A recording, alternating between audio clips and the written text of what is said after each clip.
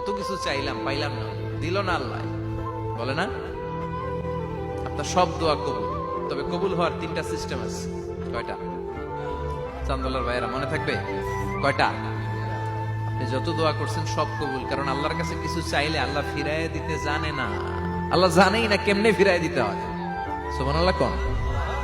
চাওয়া মাত্রই আল্লাহ বলে অ্যাকসেপ্টেড, যা কবুল, দিব দিব না এটা বলতে জানে না, চাওয়া মাত্রই বলে দিব। 3 সিস্টেম। নাম্বার 1, আপনি আল্লাহর কাছে দোয়া করলেন, চাইলেন, আল্লাহ বলে দিব, বলেই তিনি দিয়ে দেন আর আপনি খুশি হয়ে যান, পেয়ে গেলেন।